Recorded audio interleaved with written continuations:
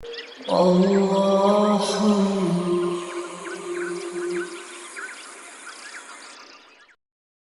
باللہ من الشیطان الرجیم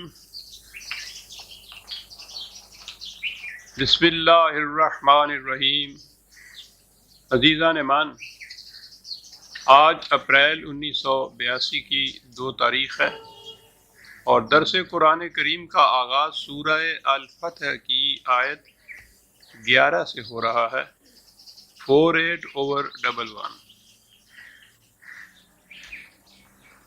آپ کو یاد ہوگا کہ سابقہ آیات میں تذکرہ چلا آ رہا تھا صلح حدیبیہ کا۔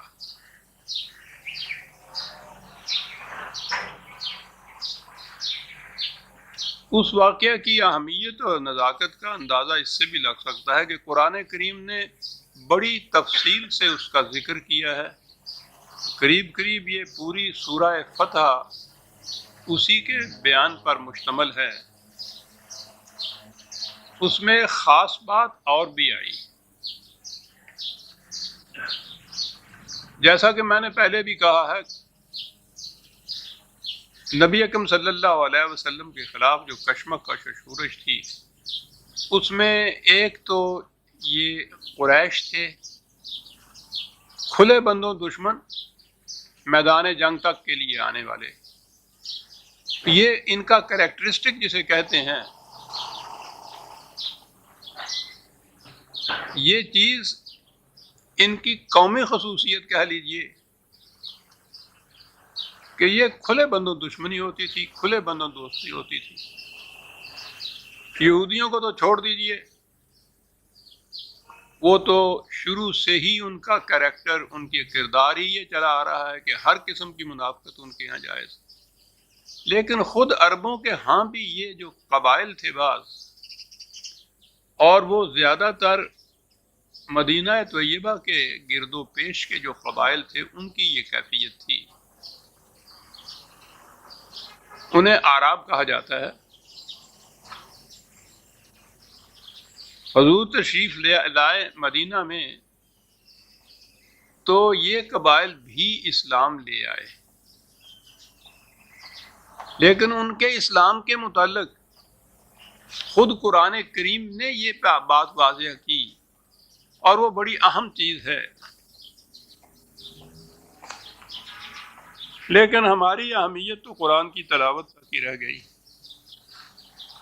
یہ سب چیزیں تو بیان اس لیے ہوئی تھی کہ ہم اس آئینہ میں اپنے عکس کو دیکھیں کہ شکل کیسی ہے۔ 49/14، 49/14۔ قالت الاعراب آمنا، میں نے عرض کیا کہ یہ وہ لوگ ہیں جو مسلمان ہو گئے ہیں، ہو چکے ہیں۔ قرآن اس کی شہادت دیتا ہے ان کے اس قول کی کہ یہ اعراب کہتے ہیں کہ ہم ایمان لے آئے ہیں۔ قل لم تؤمنوا، اے رسول ان سے کہہ دو کہ نہیں، تم ایمان نہیں لائے۔ غور طلب چیز ہے۔ وہ ہماری اصطلاح میں وہ مسلمان ہو چکے ہیں، وہ کہہ رہے ہیں کہ ہم ایمان لے آئے ہوئے ہیں۔ یہ نہیں کہا گیا کہ نہیں یہ مسلمان نہیں ہوئے، یہ کافر کے کافر ہیں۔ کہا کہ نہیں، یہ ایمان نہیں لے گا۔ کیوں نہیں؟ یہاں بات ان سے کہا کہ ان سے کہو کہ ایمان نہیں یہ لے آئے، وَلَٰكِنْ قُولُوا أَسْلَمْنَا، تمہیں ابھی یہی کہنا چاہیے کہ ہم نے اس مملکت کے سامنے اپنا سر تسلیم خم کر دیا ہے۔ اتنی سی چیز ہے جو انہوں نے کی ہے، کہو کہ یہی بات کہیں وہ، یہ نہ کہیں کہ ہم ایمان لے آئے ہیں۔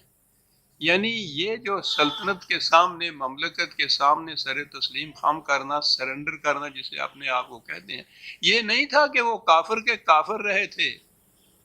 ایک تو یہ شکل بھی تو تھی، ایسے لوگ بھی تھے جنہوں نے اپنے مذہب کو نہیں چھوڑا، مملکت کے سامنے انہوں نے سر تسلیم خم کیا، معاہدے بھی کیے، صلح بھی کی، شکست بھی کھائی، اس کے باوجود اپنا مذہب نہیں بدلا۔ لیکن یہ وہ لوگ تھے کہ جنہوں نے مذہب تو تبدیل کر دیا، جو کچھ بھی تھا پہلے، جسے ہم کہیں گے کہ مسلمان تو یہ ہو گئے، تو اپنے آپ کو وہ مومن کہتے تھے، آمنا کہ ہم ایمان لے آئے ہیں۔ کہا ان سے کہو کہ یہ نہ ابھی کہیں کہ ہم ایمان لے آئے ہیں، ابھی تو وہ اتنا ہی کہیں کہ ہم نے اپنا سر تسلیم خم کر دیا ہے اس نظام، اس مملکت کے سامنے۔ کیوں یہ نہ کہیں کہ ہم ایمان نہیں لے آئے ہیں، ایمان لے آئے ہیں؟ ایسا کیوں کہا گیا کہ ان سے کہو کہ یہ نہ کہیں کہ ہم ایمان لے آئے ہیں؟ اس لیے کہ وَلَمَّا يَدْخُلِ الْإِيمَانُ فِي قُلُوبِكُمْ، ایمان ان کے دل کی گہرائیوں میں نہیں اترا ابھی۔ میں نے کہا تھا نا کہ یہ تو آئینہ ہے ہمارے سامنے کہ جس میں ہم دیکھیں اپنے ایمان کی شبیہ کو۔ جو ایمان دل کی گہرائیوں میں نہیں اترا، اس کے متعلق کہا گیا کہ ان سے کہو کہ یہ کہیں ہی نہیں کہ ہم ایمان لے آئے ہیں، یہی کہیں کہ ٹھیک ہے اس مملکت کے سامنے ہم نے سر جھکا دیا۔ مملکت تو آج وہ ہے نہیں اسلامی کہیں بھی جس کے سامنے سر جھکانے کی بات ہے۔ ہماری کیا کیفیت ہے؟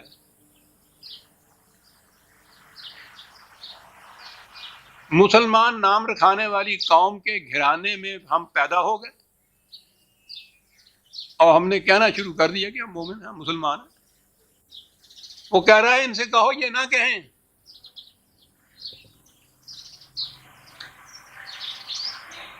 اب ایک تو چیز ہے مسلمان قوم، یہ ٹھیک ہے، تو مسلمان قوم کے فرد تو ہم بن جاتے ہیں پیدائشی اعتبار سے، جسے نیشنلٹی کہتے ہیں نا آج کل کی اصطلاح میں، قومیت جسے کہتے ہیں، وہ پیدائشی قومیت بھی ہوتی ہے۔ جو قومیت باپ کی ہو، پیدائش کے اعتبار سے وہی قومیت بچے کی بھی ہوتی ہے۔ یہ نیشنلٹی کا لا ہے، قانون ہے یہ۔ تو ہم جو مسلمان ہیں، یہ اسلام ہماری نیشنلٹی ہے۔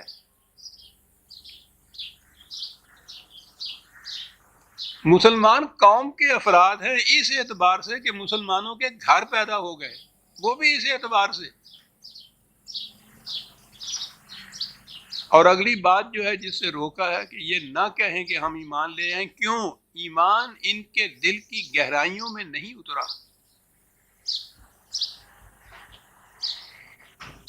سوچنے کی بات ہے عزیزان من، اپنے اپنے دل کو ٹٹولنے کی بات ہے۔ کیا اس کی گہرائیوں میں کہیں کوئی رمق بھی نظر آتی ہے ایمان کی ہمیں؟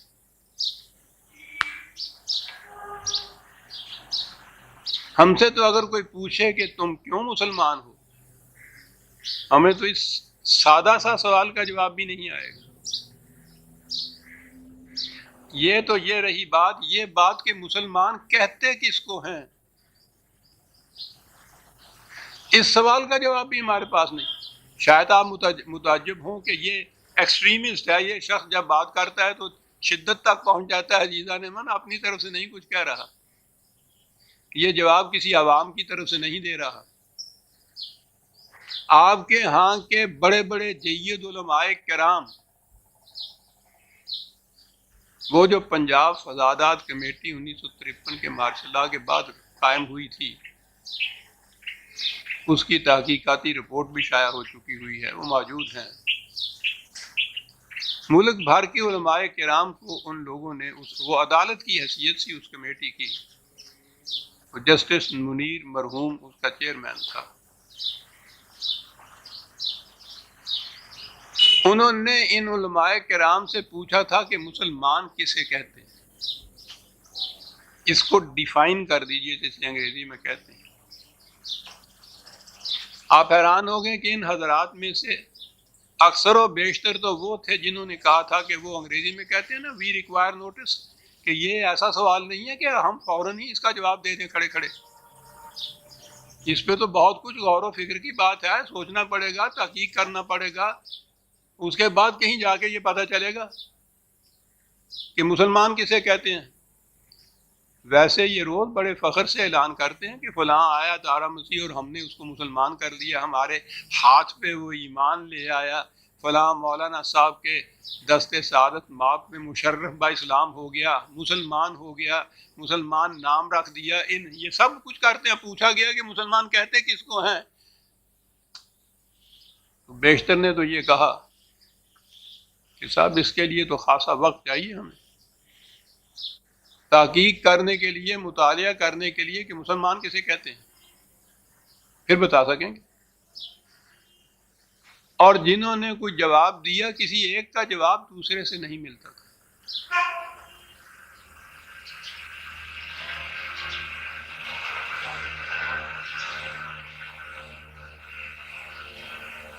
اب بھی ان میں سے دو مختلف فرقوں کے حضرات سے پوچھ کے دیکھ لیجیے آپ، دیکھیے کیا جواب ملتا ہے۔ بھانت بھانت کی بولیاں بولی جائیں گی۔ مسلمان کسے کہتے ہیں؟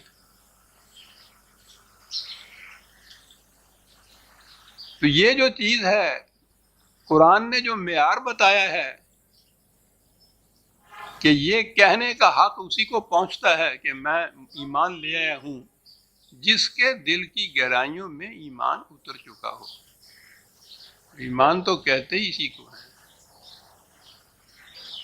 قلب و دماغ کی پوری رضامندی اور اطمینان کے ساتھ علی وجہ البصیرت دلائل و برہان کی روح سے یہ جو دعوی ہیں قرآن کے، ان کو صحیح تسلیم کرنا، اور ایسا تسلیم کرنا کہ پھر یوں ہی یہ دل سے نہ نکل جائے، اس کی گہرائیوں میں اتر چکا ہوا ہو۔ وَلَمَّا يَدْخُلُ الْإِيمَانَ ایمان فی قلوبکم۔ کہا اب اس کے بعد اگلی بات ہے مومن ہونے کے لیے، وَإِن تُطِيعُوا اللَّهَ وَرَسُولَهُ لَا يَلِتْكُم مِّنْ أَعْمَالِكُمْ شَيْئًا إِنَّ اللَّهَ غَفُورٌ رَحِيمٌ۔ باقی رہا یہ کہ صاحب اسی حالت میں اب جب ہم سے کہا جا رہا ہے کہ ہم اپنے آپ کو مومن نہ بھی کہیں، اب یہ جتنے یہ اعمال ہیں، یہ جتنے احکام ہیں، ان کی ہم اطاعت اگر کرتے رہیں تو پھر کیا ہوگا کہ وہ سب ضائع جائیں گے؟ کہا یہ بات نہیں ہے، ان کے اجر میں کوئی کمی نہیں کی جائے گی، لیکن تمہیں مومن تسلیم نہیں کیا جائے گا جب تک کہ ایمان تمہارے دل کی گہرائیوں میں نہ اتر چکا ہو۔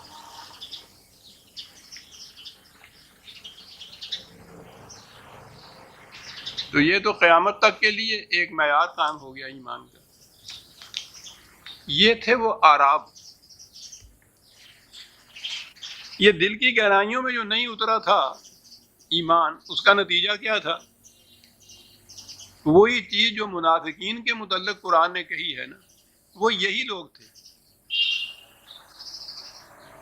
حدیبیہ کا واقعہ میں نے عرض کیا کہ بڑا اہم اور بڑا نازک تھا اس دور کی تاریخ میں۔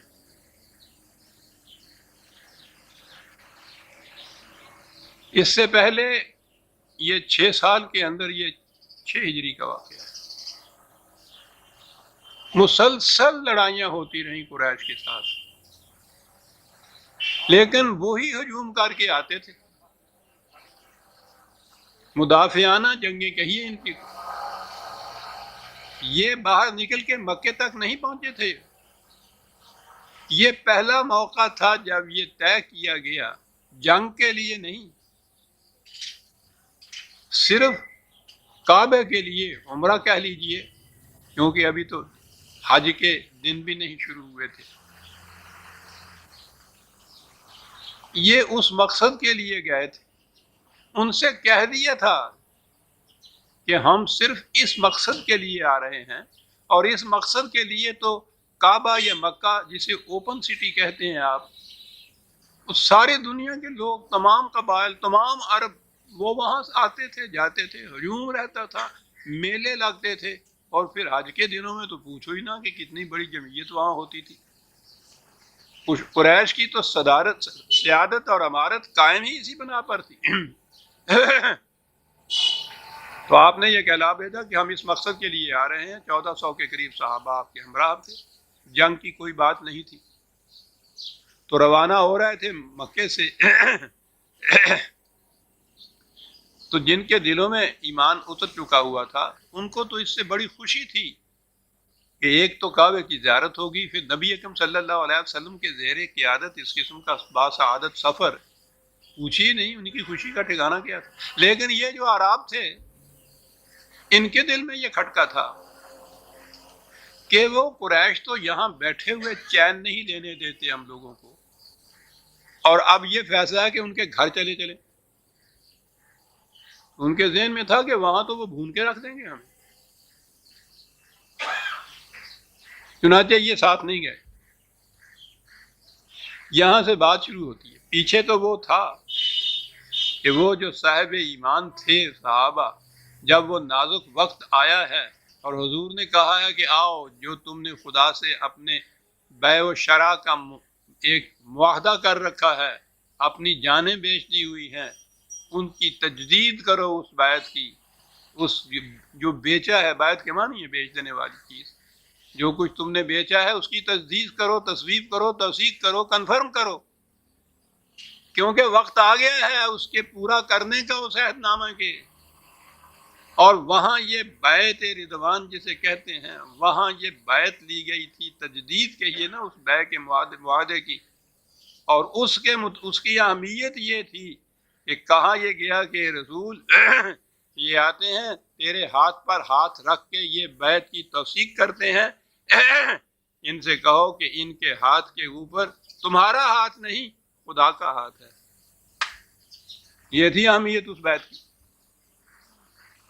اور اس میں ایسے موقع کے اوپر یہ جو تھے یہ پیچھے رہے، انہوں نے کہا کہ وہاں جا کے تو خامخواہ اپنے آپ کو شیر کے غار میں پھینکنے والی بات ہے، وہاں سے تو بچ کے نہیں آ سکتے، ہم نہیں گئے ساتھ۔ اب دیکھا کہ وہ جو کہا تھا کہ تمہارے دل کی گہرائیوں میں ایمان نہیں اترا، کس طرح اس کے مظاہرے ہو رہے ہیں عمل کے وقت میں۔ کہا کہ سَيَقُولَ لَكَ الْمُخَلَّفُونَ مِنَ الْأَعْرَابِ شَغَلَتْنَا أَمْوَالُنَا وَأَهْلُونَا فَاسْتَغْفِرْ لَنَا، جب تم اب ان سے پوچھو گے جا کے کہ بھائی کیا بات تھی، تم ساتھ نہیں چلے، ہمارے پیچھے کیوں رہ گئے، کہا کہ یہ قسمیں کھا کھا کے کہیں گے کہ نہیں صاحب بات یہ تھی، گھر بار ہمارا ننگا تھا، کوئی پیچھے تھا نہیں دیکھنے بھالنے والا، حفاظت نہیں تھی، مال مویشی ہمارے ایسے تھے، اس لیے ہم ان کی دیکھ بھال کے لیے پیچھے رہ گئے ہیں، اس لیے ہمارا جرم وہ سنگین نہیں ہے کہ ہم نے بغاوت کی ہے، سرکشی کی ہے، غداری کی ہے، بس یہ اتنی سی بات تھی جس کے لیے ہم نہیں گئے، اس لیے ہمیں معاف کر دیا جائے، بارگاہ خداوندی سے ہمارے لیے معافی طلب کی جائے۔ کہا یقولون بألسنتہم ما لیس فی قلوبہم، یہ ہوا دوسرا معیار، ایمان کے دل کے اندر نہ اترنے کا معیار، کہ یہ لوگ زبان سے وہ کچھ کہہ رہے ہیں جو کچھ ان کے دل میں نہیں ہے۔ تو ایمان کی ایک شناخت تو یہ ہوئی، ایک نشانی یا ایک معیار یہ ہوا کہ دل اور زبان دونوں ہم آہنگ ہوں۔ ہزار خوف ہو لیکن زباں ہو دل کی رفیق، یہی رہا ہے ازل سے قلندروں کا طریق، قلندر کے معنی مردان مومن ہے، زباں ہو دل کی رفیق، دل اور زبان جو دل میں ہو وہی زبان پر ہو۔ پہلی شناخت یہ ہے کہ ان دونوں میں ہم آہنگی ہو، اگر یہ بات نہیں تو وہ منافقت ہے، کفر نہیں، کفر میں ہم آہنگی ہوتی ہے، انکار ہی صحیح، وہ دل سے انکار کرتے ہیں، زبان سے اس کا اعلان کرتے ہیں، یہ نہیں ہوتا کہ دل میں انکار ہوتا ہے زبان پہ اقرار ہوتا ہے، یہ ان کی بات ہے، پہلی نشانی۔ اور دوسری نشانی یہ ہے کہ لما تقولون ما لا تفعلون، پھر جو کچھ تم کہتے ہو پھر وہ کر کے کیوں نہیں دکھاتے، یعنی قول اور عمل کی ہم آہنگی۔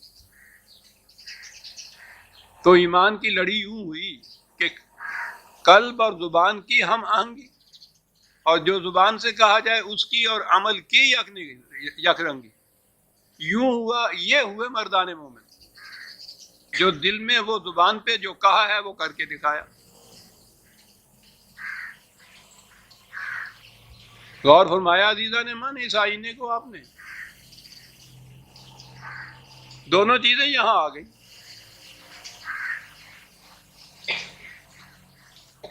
یہ وہ کچھ کہہ رہے ہیں جو ان کے دل میں نہیں ہے.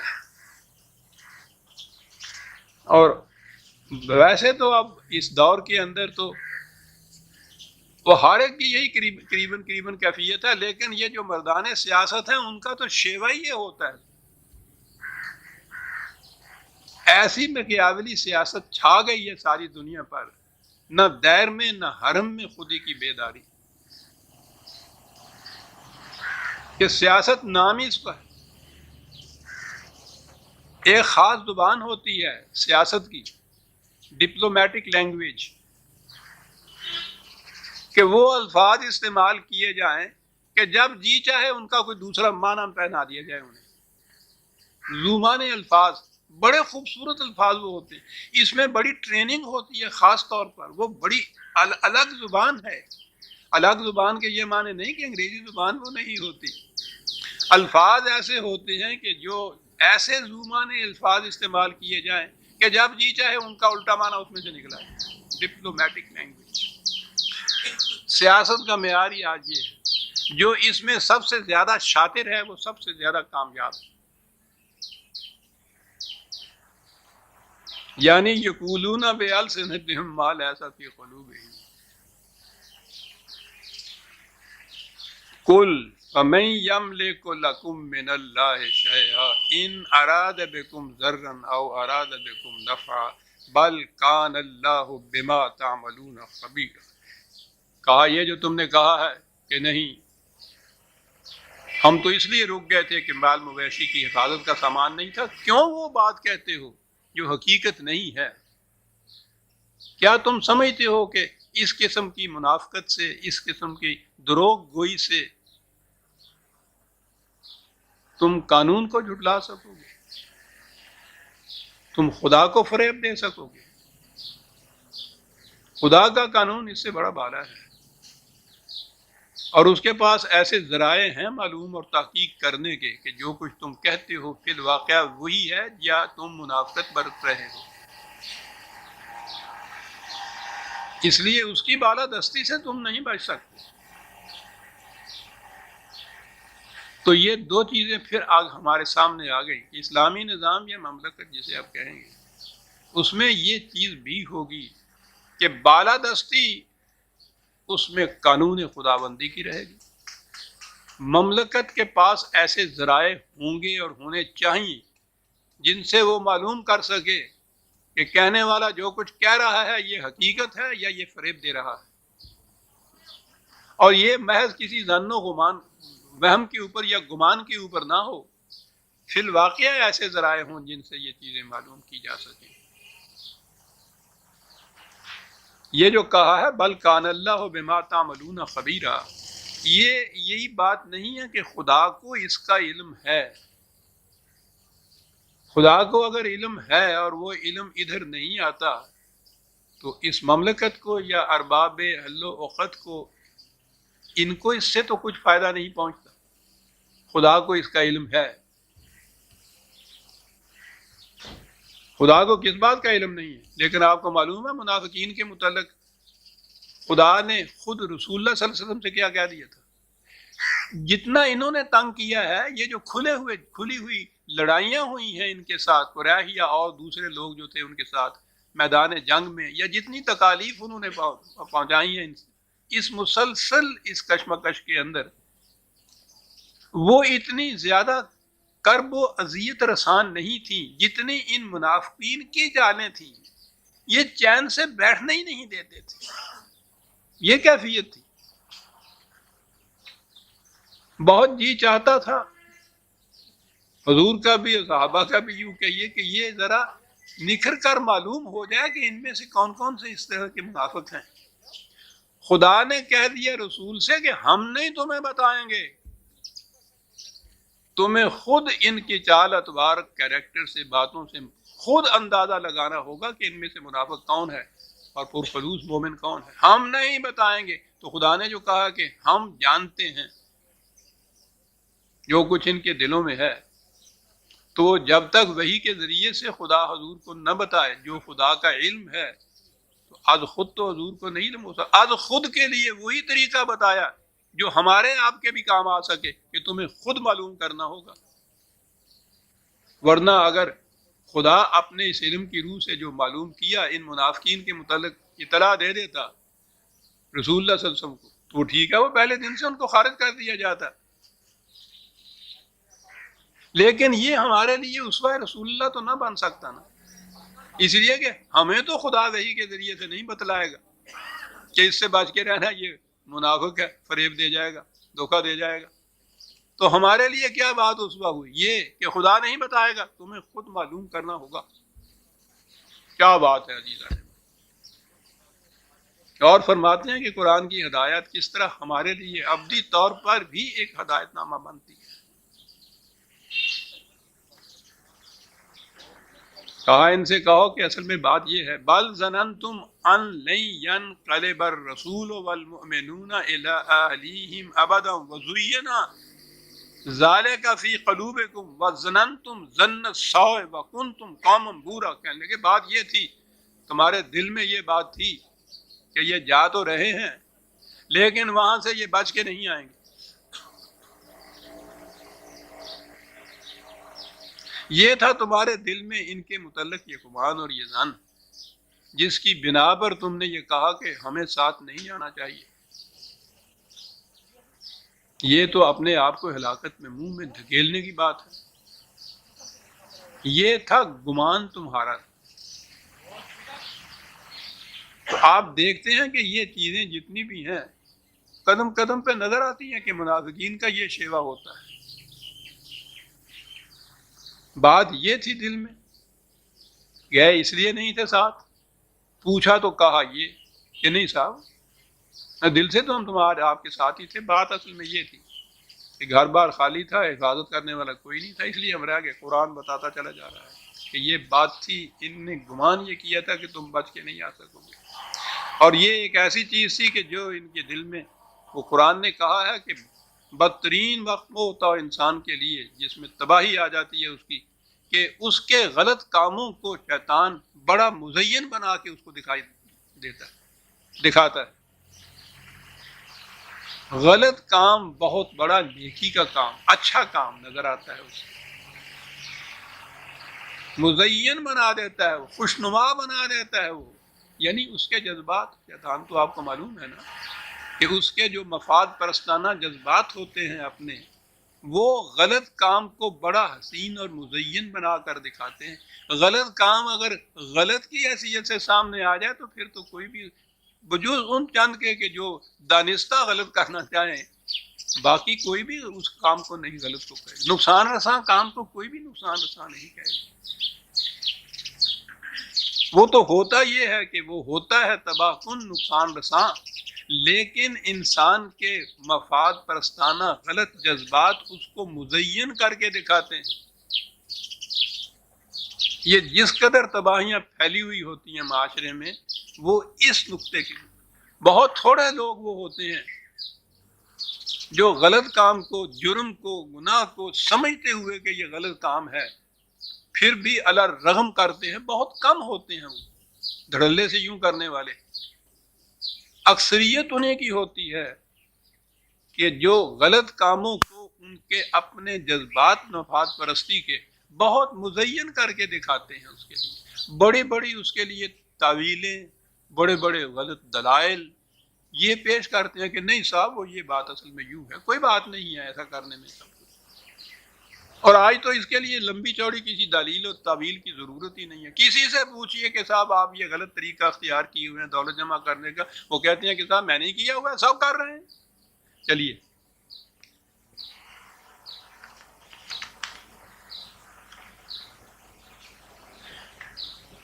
سو سنار کی ایک لوہار کی، ایک ہی دلیل، سب کر رہے ہیں. تو ہے سب کر رہے ہوں جو غلط کام وہ صحیح ہو جاتا ہے، مزین کر کے دکھا دیتے ہیں. لیکن ان سے بتا دیجئے کہ ایمان کی بات ہم نے بتائی تھی کہ اس میں دل اور زبان کا ہم آہنگ ہونا ضروری ہے. فَمَن لَّمْ يُؤْمِن بِاللَّهِ وَرَسُولِهِ فَإِنَّا أَعْتَدْنَا لِلْكَافِرِينَ سَعِيرًا. یاد رکھو، جو اس طرح سے ایمان نہیں لاتا کہ ایمان دل کی گہرائیوں میں اتر چکا ہو، دل اور زبان ہم آہنگ ہو، قول اور عمل کے اندر یک رنگی ہو، اس کا نام ایمان ہے۔ جو یوں ایمان نہیں لاتا تو پھر سمجھ لیجئے کہ اس کے عمل و امید کی کھیتیاں جھلس کر رہ جاتی ہیں، تباہی جیسے کہتے ہیں اس کے مقدر بن کر رہ جاتی ہے۔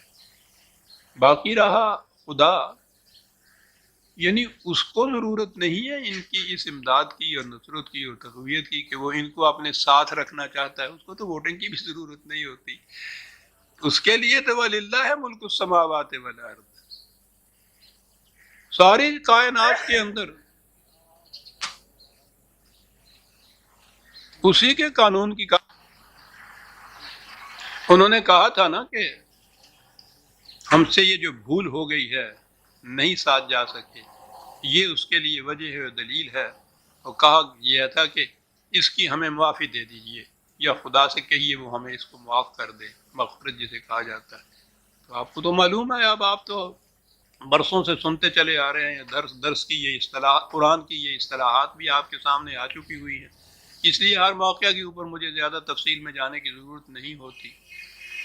وہ مشکل البتہ یہ ہوتی ہے ضرور کہ جو اب آپ نئے نئے آتے ہیں درس میں، ان کے دلوں کے اندر کچھ سوالات اور اس قسم کے شکوک ابھرتے ہیں، وہ پھر بعد میں مجھ کو کوئی چٹھیاں لکھتے ہیں، کوئی آ کے پوچھتے ہیں، لیکن یہ تو درس میں ہو نہیں سکتا کہ ہر مقام پہ وہ ساری تفصیل جو میں 20 برس سے بیان کرتا چلا آ رہا ہوں ہر درس میں اس کو دہراتا جاؤں، یہ نہیں ہوتا درس کے اندر۔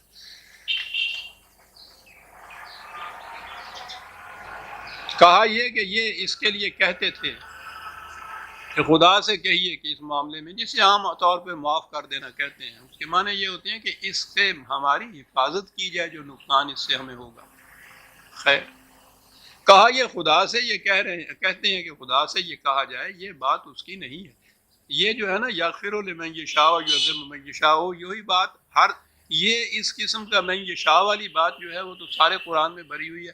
ہر مقام پہ آپ دیکھیں گے ترجمے ہمارے ہاں یہی ہوگے کہ خدا جس کو چاہے بخش دیتا ہے، جس کو چاہے وہ پکڑ لیتا ہے۔ اس ایک مفہوم سے ان الفاظ کے عزیزان من قرآن کا سارا نظام مکافات عمل کا ڈھیر ہو کے رہ جاتا ہے۔ یہاں کا نظام عدل بھی جو ہے وہ خدا کی اسی نظام کا اصول مکافات عمل کے اوپر قائم ہوتا ہے، اسلامی نظام کا،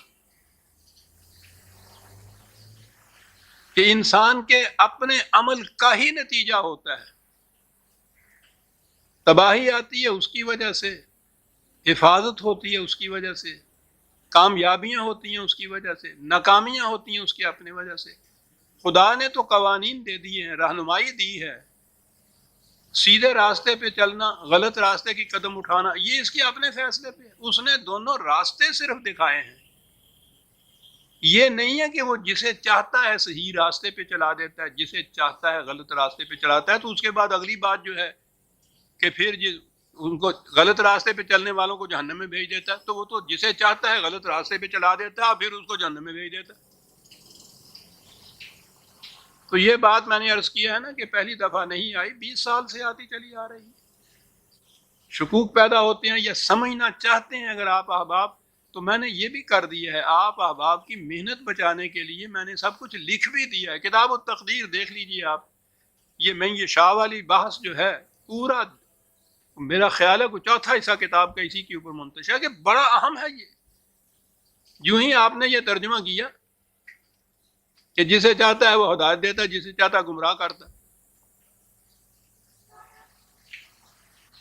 اور اس کے بعد اگلی بات کہ جو گمراہ ہوتا ہے اس کو جہنم میں بھیج دیتا ہے۔ سوچئے نا کیا چیزیں ذہن میں آتی ہیں قرآن کے متعلق۔ تو یہ بات نہیں ہے، اس نے کہا ہے کہ یہ کہتے ہیں کہ خدا سے کہو کہ ہمیں معاف کر دے، یا بخش دے، یا مغفرت کر دے۔ کہو یہ بات ایسے نہیں ہے کہ خدا جسے چاہتا ہے مغفرت کر دیتا ہے۔ جو شخص چاہتا ہے ان نقصانات سے محفوظ رہنا، وہ اپنے آپ کو محفوظ رکھ سکتا ہے۔ جو ایسا نہیں چاہتا اسے بہرحال نقصان اٹھانا پڑتا ہے، اور اس کا طریقہ بتا دیا، ان الحسنات یذہبن السیئات۔ غلطی ہو گئی ہے، اس کے نقصان رسان نتائج سے بچنے کا طریقہ یہ ہے کہ اس سے بہت ذرا بڑا اچھا کام کر کے دکھاؤ۔ حسنات جو ہیں وہ سیئات کو لے جاتی ہیں۔ یہ ہے میں یہ شاہ کے معنی کہ غلطی اگر ہو گئی ہے اور کوئی شخص یہ چاہتا ہے کہ اس کے جو نقصان رساں نتائج مجھے بھگتنے پڑیں گے اس سے میں کسی طرح سے محفوظ رہ جاؤں، تو اس کا طریقہ یہ ہے کہ اس سے زیادہ وزنی نیکی کا کوئی کام کرو۔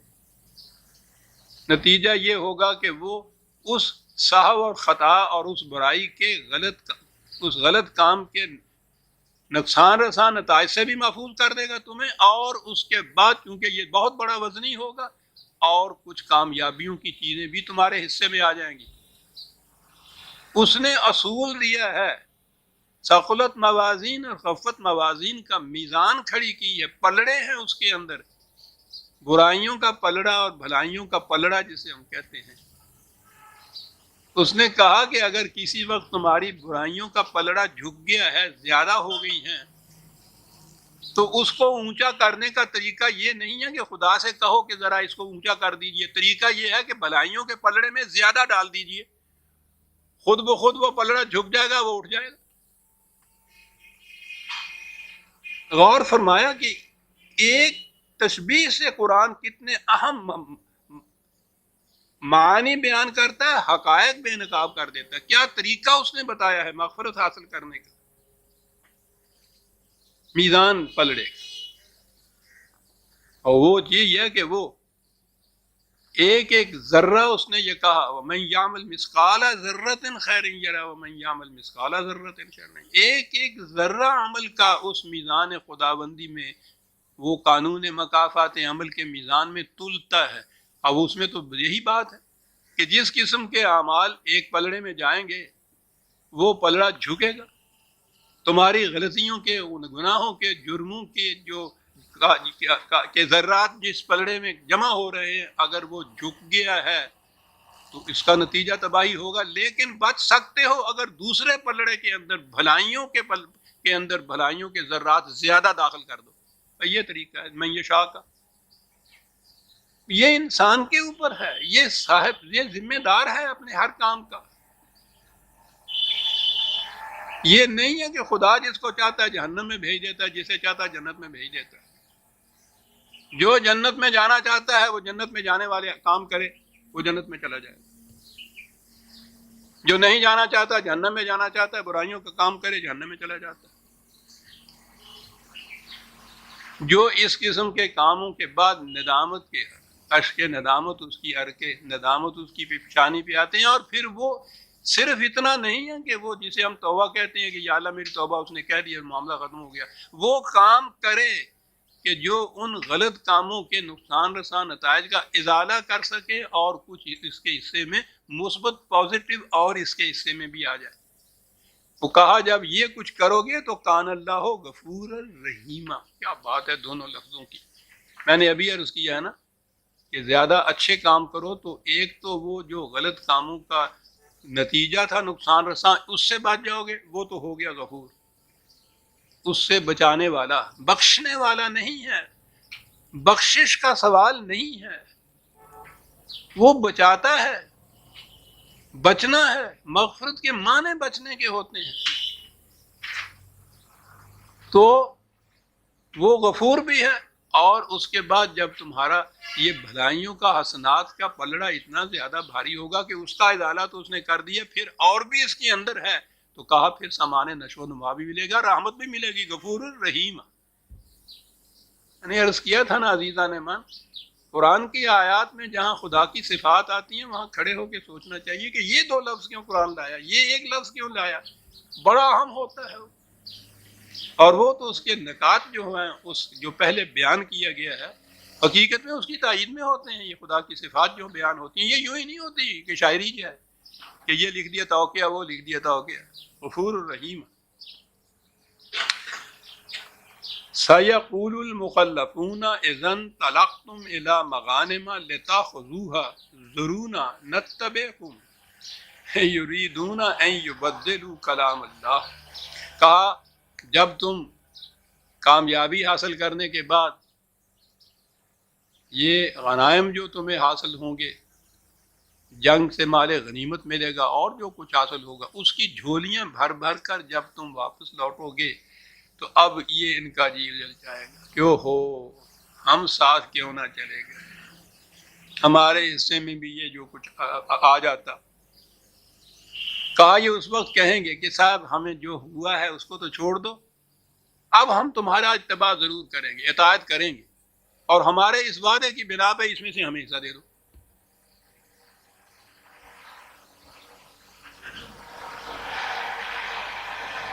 ہماری توبہ تو ہوتی ہی ہے، زبان سے یہ کچھ کہہ دینا کہ ہاں صاحب بھول ہو گئی ہماری، یا اللہ میری توبہ، یا میری توبہ، تاکہ اس میں سے کچھ حصہ مل جائے ہمیں۔ وہ جنت کی نعمات جن کا وعدہ کیا گیا ہے وہ اتنا کہنے سے مل جائے۔ اس نے کہا یہ بات نہیں، یریدون ان یبدلوا کلام اللہ، ہاں ہاں ہاں، کہتا ہم نے قانون بتایا ہے کہ کیا ہے، اور قانون یہ ہے کہ سیئات جو ہیں ان کا ازالہ حسنات کا پلڑا جھکے گا تو ہوگا، یہ ہمارا قانون مکافات عمل ہے۔ اب یہ جو کہتے ہیں کہ جو ہم نے پہلے وہ غلطیاں کر دی، گناہ کر دیے، جرم کر دیے، اس کی وجہ سے سیئات کا پلڑا جھک گیا ہمارے ہاں کا، تو یہ نہیں کہ اس کے ازالے کا جو کچھ قرآن نے طریقہ بتایا ہے، خدا نے جو قانون بتایا ہے اس کے مطابق یہ کچھ کریں حسنات، تو جو کہ نہیں چاہتے یہ ہے کہ ان کی صرف بات مان لی جائے کہ ہاں صاحب جو کچھ پیچھے ہوا اس کو چھوڑیے، مٹی ڈالیے اس کے اوپر، آئندہ ہم آپ کا اطاعت کریں گے، اور جو کچھ یہ غنائم وغیرہ ہیں وہ ہمیں بھی دے دیے۔ کہتے ہیں یہ خدا کے قانون کو تبدیل کر دینا چاہتے یہ ہیں کہ خدا کا قانون ان کے حق میں تبدیل ہو جائے۔ وَلَن تَجِدَ لِسُنَّتِ اللَّهِ تَبْدِيلًا، وہ کسی کے حق میں کبھی تبدیل نہیں ہوا کرتا۔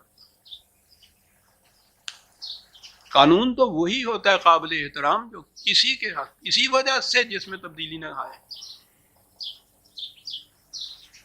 اگر انسان، وہ انسانوں کے بنائے ہوئے قوانین میں تو یہ ہوتا ہے نا کہ جس قسم کا جی چاہا بنایا، اور جس قسم کا جب جی چاہا اس کو ترمیم کر دی۔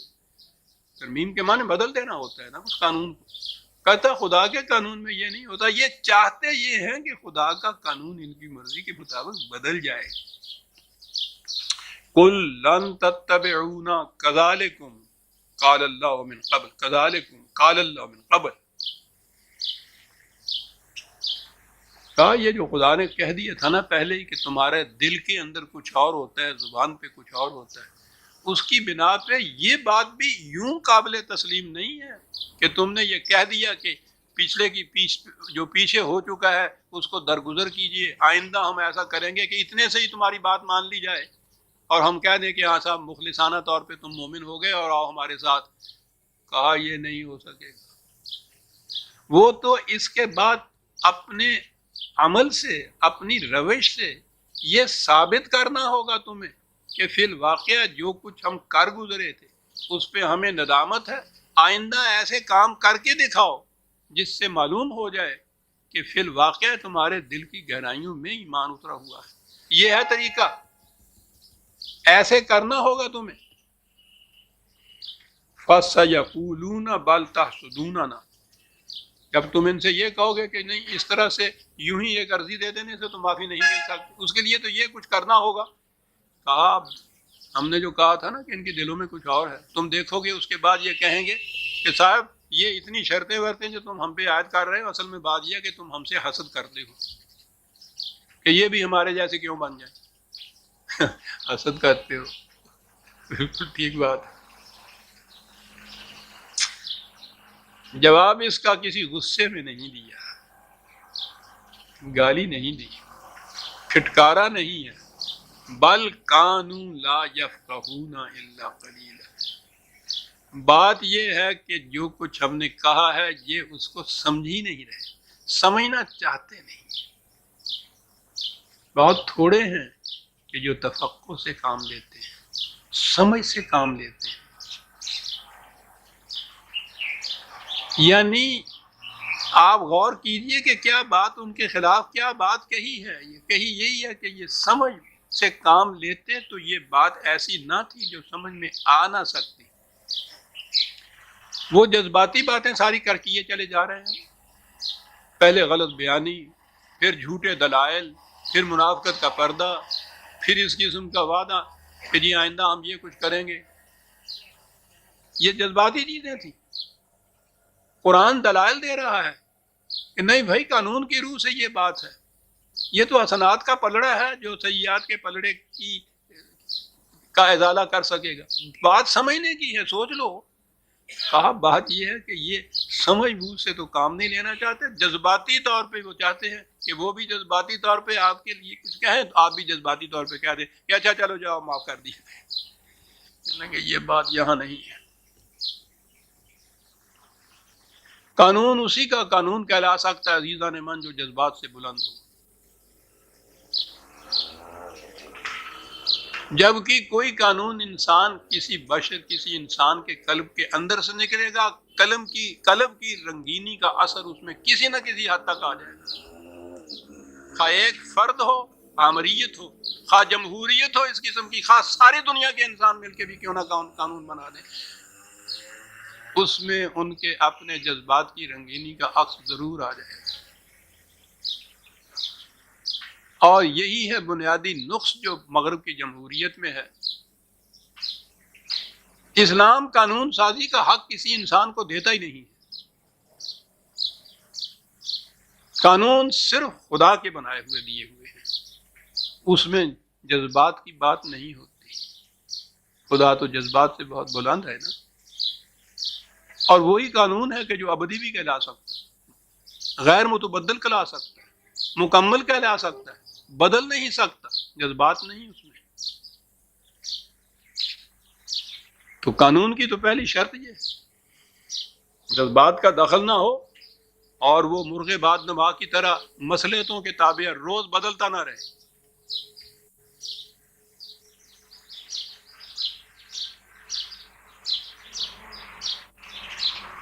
قل للمخلفین من الاعراب ستدعون الى قوم اولی باس شدید تقاتلونہم او یسلمون فإن تطیعوا یؤتکم اللہ اجرا حسنا وإن تتولوا کما تولیتم من قبل یعذبکم عذابا علیما۔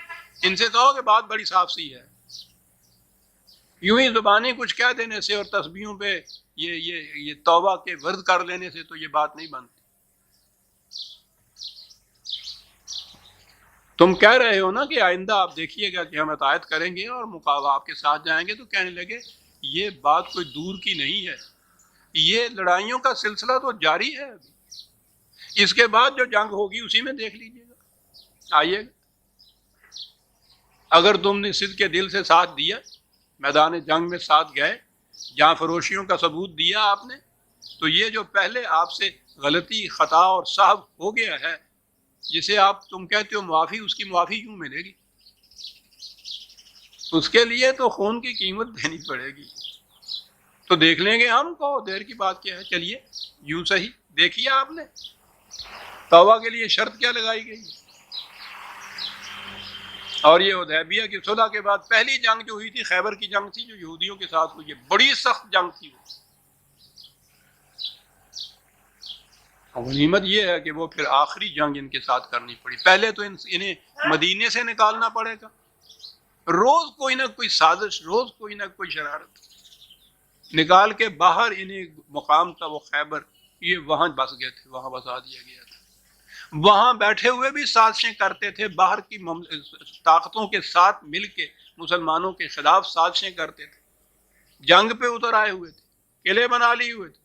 تو یہاں سے فارغ ہونے کے بعد پھر اگلی جنگ جو ہوئی ہے خیبر کی جنگ تھی، وہ آخری جنگ تھی جہاں سے ان کو پھر پورے ملک سے ہی نکال دیا گیا۔ یہ وہ قوم ہے جو اصلاح کے حد سے آگے بڑھ چکی ہوئی ہے، لا علاج ہو چکے ہوئے ہیں مرض اس کے منافقت کے، ملک میں نہیں رہنے دیا گیا۔ یہ تھا وہ جنگ خیبر جس کے متعلق کہا کہ جنگ آنے والی ہے، ہونے والی ہے، آؤ اس میں شریک ہو۔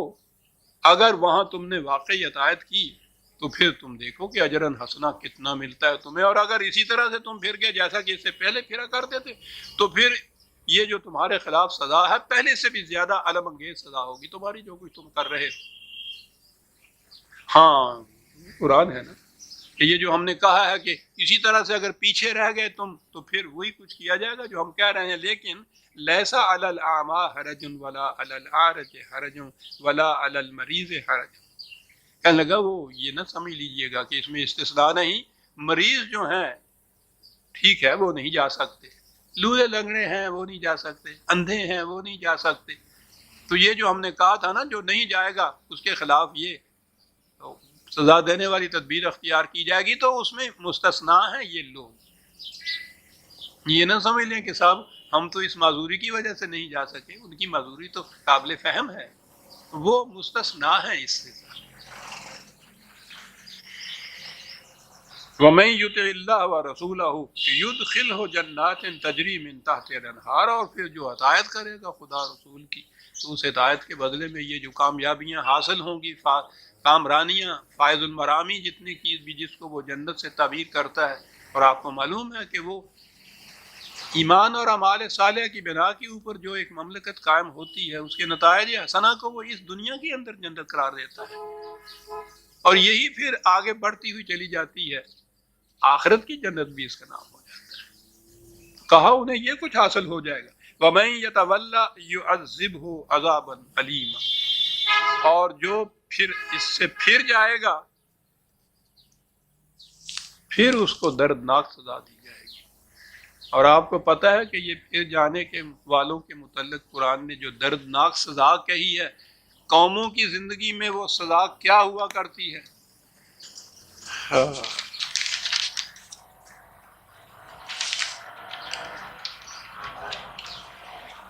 کہا سن لو وہ سزا کیا ہوتی ہے۔ قومیں جب حق کے راستے سے پھر جاتی ہیں تو اس کے بعد ہوتا کیا ہے، اور وہ غلط نظام قائم کر لیتی ہیں، خواہ وہ ان اعراب کی طرح اپنے آپ کو مسلمان ہی کیوں نہ کہنے والی ہوں، اور یہ تو مخاطب بھی ان کو کیا گیا ہے کہ جو واقعی مسلمان قوم تھی۔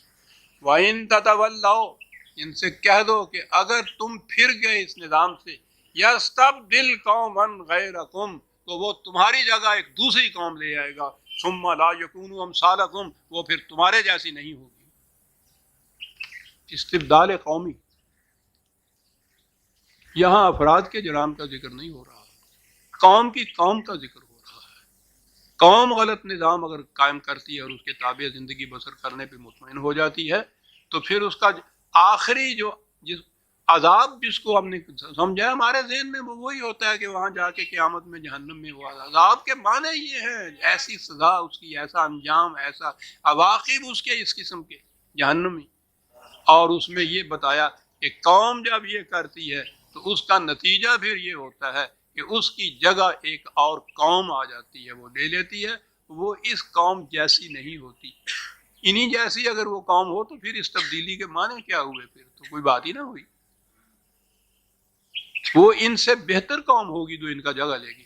لیکن یہ بہرحال یہ قوم جو ہے اس کو ہٹا دیا جائے گا، اور میں سمجھتا ہوں کہ اس سے بڑا درد انگیز عذاب کیا ہے کہ قوم زندہ تو وہ رہے لیکن محکوم ہو جائے ایک دوسری قوم کی جو اس کی جگہ آ جاتی ہے۔ جگہ آنے کے معنی یہ نہیں ہے کہ وہ ان سارے ان افراد کو یہاں سے جھاڑو پھیر کے نکال دیتی ہے اور ان کی جگہ آگے آ جاتی ہے۔